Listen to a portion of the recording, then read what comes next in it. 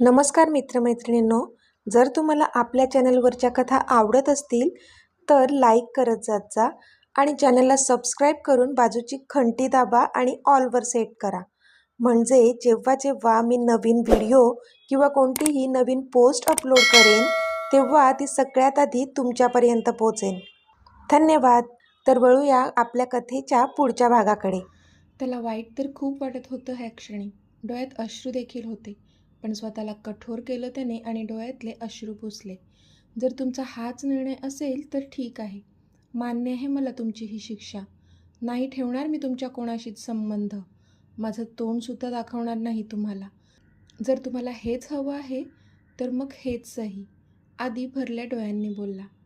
आणि अजून एक, माझी माणसंच जर तुम्ही तोडलीत मग तुमच्या त्या कंपनीच्या शेअर्सचं मी काय करणार आहे? नको मला तुमचं काहीच.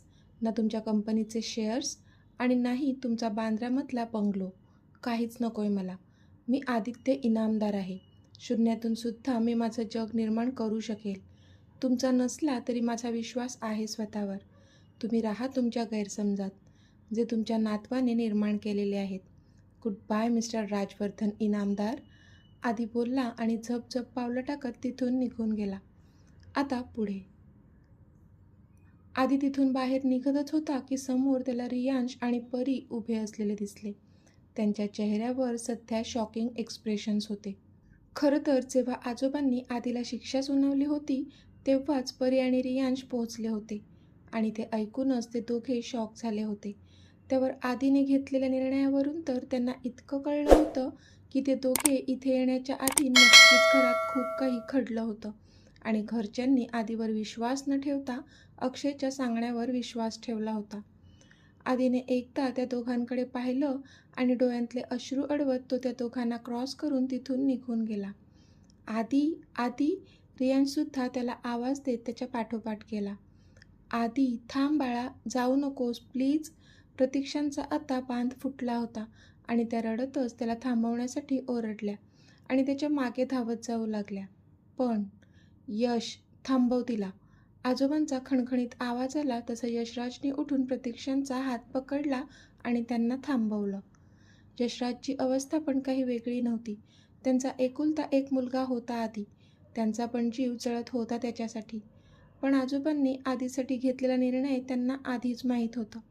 त्यामुळे त्यांना धक्का तर बसला होता, पण त्याची तीव्रता प्रतीक्षापेक्षा थोडी कमी होती. प्रतीक्षा, सांभाळ स्वतःला. नको थांबवूस त्याला. यशराज भरल्या डोळ्यांनी बोलले. त्यांना पण स्वतःच्या मुलाला स्वतःपासून दूर जाताना पाहून खूप दुःख होत होतं. पण काहीच करू शकणार नव्हते ते. त्यांचा नाईलाज होता, कारण त्यांना त्यांच्या वडिलांचा स्वभाव खूप चांगला माहीत होता. एकदा त्यांनी निर्णय सुनावला म्हणजे सुनावला. मग देव जरी खाली आला तरीसुद्धा त्यामध्ये कोणताच बदल घडणार नव्हता. एवढं तर त्यांना कळत होतं. इतकी वर्षे ओळखत होते ते त्यांच्या वडिलांना. न्याय म्हणजे न्याय. मग त्यासाठी शिक्षेस पात्र त्यांचा स्वतःचा सख्खा नातू असला तरी देखील ते त्यामध्ये कसूर ठेवणार नव्हते. माहीत होतं यशराजना. आणि आधीचा गुन्हाच एवढा मोठा होता की आजोबांनी केलेला न्याय योग्य होता असं देखील त्यांना वाटत होतं. आधी पण हट्टी होता. अगदी ह्या बाबतीत त्याने त्याच्या आजोबांचाच गुण घेतला होता. त्यामुळे जरी आता तो सगळ्यांच्या नजरेत दोषी असला तरी तो मागे हटणार नव्हता. आणि कदाचित आता तो ह्या घरात पुन्हा कधी परत येईल की नाही ह्याची सुद्धा शाश्वती नव्हती. म्हणून त्यांचा पण जीव वरखाली होऊ लागला होता त्याला बाहेर पडताना पाहून. पण करू मात्र काहीच शकत नव्हते ते. ना आजोबांना समजावू शकत होते आणि नाही आधीला घरातून कायमचं बाहेर राहण्यापासून रोखू शकत होते. अहो, तुम्ही तरी थांबवा ना हो त्याला, प्रतीक्षाने रडतच सांगितलं. पण यशराज काहीच करू शकले नाही, कारण अजूनही खऱ्यावर पडदा पडलेला होता हे त्यांच्या लक्षात आलंच नव्हतं. नाही यशराज ह्यांच्या आणि नाही आजोबांच्या. ती तर आईची माया होती ज्यामुळे प्रतीक्षांचा बांध फुटला होता आणि आजीचं प्रेम होतं त्याच्यावर खूप जास्त. म्हणून कदाचित बाकीच्यांचा जसा अक्षयच्या पुराव्यांवर विश्वास बसला होता तसा त्यांचा अजिबातच बसला नव्हता. त्यासुद्धा आधीला दूर जाताना पाहू शकत नव्हत्या, पण त्यांचासुद्धा नाईलाज होता. पण आधी खूप पुढे निघून गेला होता आणि इथे प्रतीक्षा मात्र हतबल होऊन खाली बसून पडल्या होत्या. तुम्ही सगळ्यांनी एक गोष्ट नीट ऐकून ठेवा. ह्यापुढे मला घरात किंवा कोणत्याच संभाषणात आदित्यचं नाव नको आहे. तुमच्यापैकी कोणी जरी त्याच्याशी संपर्क साधण्याचा प्रयत्न जरी केला, तर त्यालासुद्धा ह्या घराचे दरवाजे कायमचे बंद होतील. एवढं ध्यानात ठेवा. आजोबा खणखणीत आवाजात बोलले आणि तिथून निघून गेले. घरातले सगळेच जण शॉक झाले होते. कोणालाच विश्वास बसत नव्हता की आदी असं काही करू शकत होता. पण पुरावे होते, त्यामुळे त्यांना विश्वास ठेवावा लागत होता. आजोबांचा निर्णय ऐकून पण सगळेजण सुन्न झाले होते. आजोबा असा काही निर्णय घेतील असं कोणाला स्वप्नात पण वाटलं नव्हतं. पण कोणीच काहीच करू शकत नव्हतं, कारण घरातली सगळी सूत्रे आजही आजोबांच्याच हातात होती आणि आजोबांचा शब्द म्हणजे काळ्या दगडावरची पांढरी रेघ होती. माहीत होतं सगळ्यांना. अनु आणि अक्षता तर रडायलाच लागल्या होत्या. भले आधीचा त्यांना राग येत होता, पण एक भाऊ म्हणून खूप जीव होता त्याच्यावर दोघींचा. आणि आत्ता तो आपल्यासोबत ह्या घरात नसणार आहे आणि आपण त्याच्याशी काही नातं ठेवायचं नाही, ही कल्पना पण त्यांना करवत नव्हती. आदी, अरे थांब तरी. रियांश धावतच त्याच्या मागे जात होता, पण आदी काही थांबत नव्हताच. तो चालत सरळ गेटमधून बाहेर पडला. जणू काही ह्या जगाशी त्याचा काहीच संबंध उरला नाही. आदी! रियांशने त्याचा हात पकडला आणि जोरातच त्याला स्वतःजवळ ओढलं. तसा तो जागीच थांबला. किती हाका मारतोय मी, लक्ष कुठे आहे तुझं? रियांशने विचारलं. पण जसं आदीने नजर वर करून त्याच्याकडे पाहिलं, तसं रियांशला कसं तरीच झालं, कारण आदीचे डोळे पाण्याने तुडुंब भरले होते. हे नो! रियांश बोलला आणि त्याने आदीला जवळ ओढून घट्ट मिठी मारली. तसे आदीने पण त्याचे हात रियांशच्या पाठीवर ठेवले आणि त्याच्या मिठीत ढसाढसा रडू लागला तो. I did nothing Riyansh, no one believes me. Aadi रडतच बोलला. तसं रियांशलाच खूप वाईट वाटलं, कारण खरंच आदी पूर्णपणे तुटून गेला होता. जेव्हा आपलीच फॅमिली आपल्यावर विश्वास ठेवत नाही, तेव्हा मनाला किती जास्त यातना होत असतील ह्याची कल्पना होती त्याला. त्यामुळे आदीचं दुःख किती मोठं होतं हे कळत होतं त्याला. I trust you Adi, and I know you are innocent. Riyansh त्याच्या पाठीवर रब करत त्याला शांत करत होता. रियांशच्या पण डोळ्यात अश्रू होते. तो नव्हता बघू शकत आदीला असं. भले घरातलं आधीचं मॅटर रियांशला माहीत नव्हतं, पण इतकं सगळं घडून गेल्यानंतर त्याला आयडिया आली होती की नक्कीच आधीचं कॉलेजमधलं प्रकरण इथे छेडल्या गेलं असावं आणि त्यावरूनच सगळेजण त्याच्यावर आरोप करत असावेत. पण तो आधीचा बेस्ट फ्रेंड होता आणि त्याला ह्याबद्दल आधीने आधीच सगळं सांगितलं होतं. त्यामुळे त्याला माहीत होतं त्याचा मित्र निर्दोष आहे. इथे परी पण त्यांच्या मागे धावत आली होती, पण ती थोडं लांबच उभी होती. तिने पाहिलं तर रियांश आदीला शांत करत होता, म्हणून त्या दोघांच्या मध्ये ती गेलीच नाही. सध्या आदीला रियांशची गरज होती आणि रियांश सगळं सांभाळून घेईल ह्यावर तिचा विश्वास होता, म्हणून ती त्यांच्याजवळ गेलीच नाही आणि सरळ मागे फिरून ती पुन्हा इनामदार विलाच्या आत शिरली, कारण तिला आत्ता जाणून घ्यायचं होतं की ते दोघे तिथे पोहोचण्याआधी घरात नेमकं काय घडलं होतं. इथे रियांशने आदीला शांत केलं आणि तो त्याला घेऊन त्याच्या गाडीजवळ आला. त्याने त्याला गाडीत बसवलं आणि तो ड्रायव्हिंग सीटवर जाऊन बसला. इतक्यात त्याला लक्षात आलं की परी आतच राहिली आहे, म्हणून त्याने त्याचा फोन काढला आणि आत्ता तो तिला फोन लावणारच होता की त्याच्या नोटिफिकेशनमध्ये तिचा मेसेज त्याला दिसला. तसं त्याने पटकन तो मेसेज ओपन केला. हाय ऋषी, सध्या आदीला तुझी गरज आहे. तू आदीला घेऊन हॉस्पिटलमध्ये जा, मी मागून येते. बाय. रियांशने तो मेसेज वाचला आणि स्माईल केली, कारण आपण योग्य व्यक्तीवर प्रेम केलं आहे ह्याची पुन्हा एकदा त्याला प्रचिती आली होती. Okay dear, love you. त्याने पटकन तिला रिप्लाय केला आणि गाडी स्टार्ट करून तो हॉस्पिटलच्या दिशेने निघाला. पूर्ण रस्त्यावर आदित्य शांत होता. सीट रेस्ट मोडवर टाकून तो डोळे मिटून शांत पडून होता. मगाशी घरात जे जे घडलं ते सगळं आठवून त्याला खूप वाईट वाटत होतं. आपण खरंच इतके वाईट आहोत का की घरातलं कोणीच आपली बाजूसुद्धा ऐकून घ्यायला तयार नाही आहे? सगळ्यांचा अक्षयच्या त्या खोट्या पुराव्यांवरच विश्वास आहे. असू दे, मला पण आता कोणताच फरक पडत नाही. माझी पण कोणती फॅमिली होती हे मी पण आता विसरून जाईल. जर तुमचा विश्वासच नाही आहे माझ्यावर, तर मग मी का तुम्हाला माझी फॅमिली मानू? नाना तऱ्हेचे विचार त्याच्या मनामध्ये येत होते आणि त्याला खूप जास्त राग येत होता. पण जरी तो रागात काहीही बोलत असला तरी त्याचं मन मात्र आक्रांदत होतं, रडत होतं, ज्यामुळे आपोआपच त्याच्या डोळ्यांना धारा लागल्या होत्या. रियांशचं अर्ध लक्ष आदीकडेच होतं.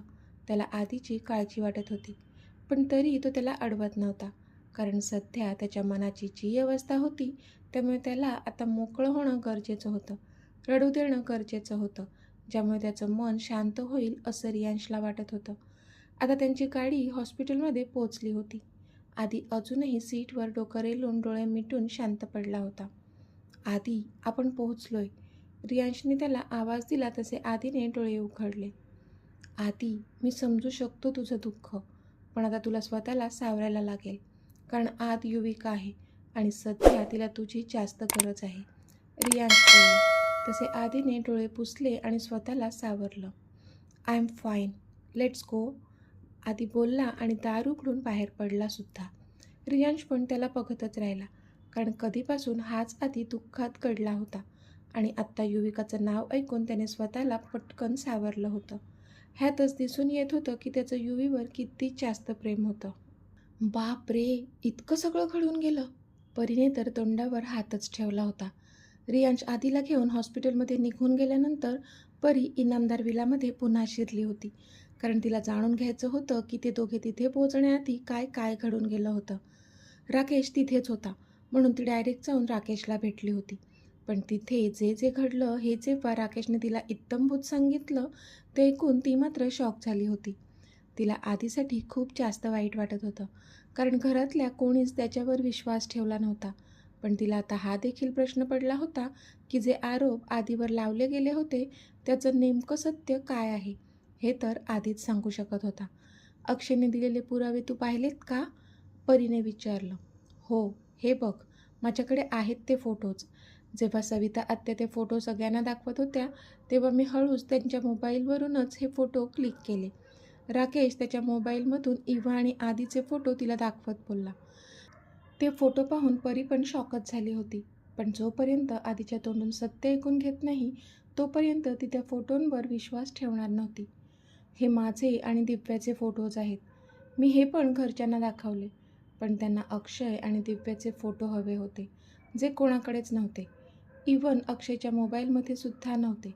तिचा एकही फोटो त्याच्या मोबाईलमध्ये नव्हता, राकेश बोलला. तशी परीने नाहीमध्ये मान हलवली. तू प्लीज हे सगळे फोटो मला देऊ शकतोस का, परीने विचारलं. अगं प्लीज काय, ऑफकोर्स देऊ शकतो. तू तुझा मेल ID दे, मी लगेच मेल करतो सगळे फोटोज, राकेश बोलला. ओके, परी बोलली आणि तिने त्याला तिचा मेल ID दिला. तसे त्याने पटकन सगळे फोटोज तिला मेल केले. थँक्यू सो मच, ती बोलली. थँक्यू नको म्हणूस यार, मी पण आदित्यला अशा परिस्थितीत नाही पाहू शकत. अक्षय किती धूर्त आहे ना मला चांगलं माहीत आहे. त्याने दिव्यासोबत तर खूप चुकीचं केलं आहे, पण आज तो आदित्यसोबत जे वागला आहे त्यात त्याने नीचपणाच्या सगळ्या सीमा पार केल्यात. त्याला शिक्षा मिळायलाच हवी यार, राकेश एक सुस्कारा सोडत बोलला. I hope so, let's see, परी पण सुस्कारा सोडत बोलली आणि त्याला बाय बोलून तिथून हॉस्पिटलच्या दिशेने निघून गेली. आदी, तू ठीक आहेस ना, रियांशने त्याच्या खांद्यावर हात ठेवून विचारलं. तो एवढंच बोलला आणि पुढे चालू लागला. रियांश पण त्याच्या पाठी गेला. पण थोडं पुढे चालत गेल्यानंतर आधी अचानक थांबला आणि त्याने रियांशचा हात पकडला. कदाचित त्याला काहीतरी क्लिक झालं असावं. रियांश मात्र त्याच्याकडे दचकून पाहू लागला. काय झालं आधी, असं अचानक का थांबलास, रियांशने विचारलं. रियांश, त्या पॉयझनबद्दल कळलं का, तुम्ही पुण्याला गेला होतात ना, आधीने घाईघाईत विचारलं. कधीपासून इतकं सारं घडून गेलं होतं की आधी त्याच ट्रान्समध्ये होता इतका वेळ. पण आत्ता जाऊन त्याला आठवलं होतं की रियांश त्या विषयाबद्दल चौकशी करायला पुण्याला गेला होता, म्हणून तो घाईघाईत त्याबद्दल रियांशला विचारत होता.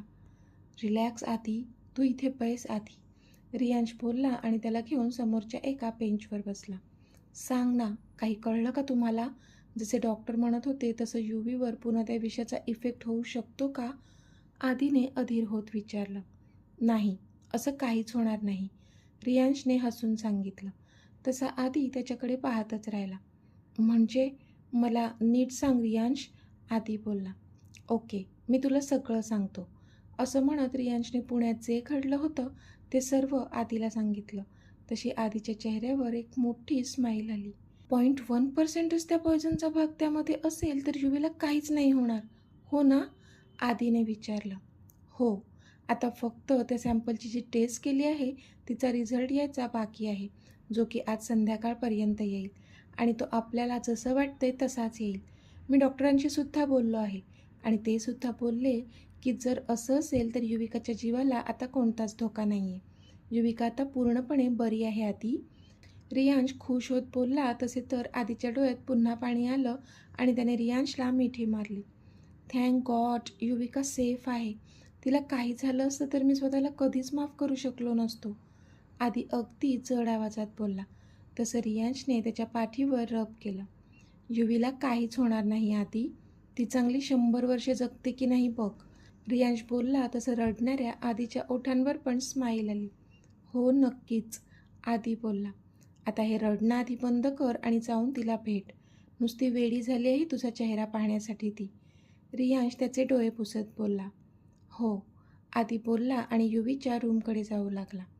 आधी चेहरा स्वच्छ धुवून घे तुझा. खूप उतरला आहे. तिच्यासमोर फ्रेश चेहऱ्याने जा. रियांश बोलला तसं आधीला पण त्याचं म्हणणं पटलं आणि तो फ्रेश व्हायला वॉशरूमच्या दिशेने निघून गेला. इथे युविका एकदम मलूल चेहरा करून तिच्या बेडवर बसली होती. आधी आला नव्हता आणि त्याच्याशी काही कॉन्टॅक्टसुद्धा झाला नव्हता, म्हणून तिने दुपारचं जेवणसुद्धा केलं नव्हतं. त्यामुळे आपसुकच दुपारच्या मेडिसिन स्किप झाल्या होत्या.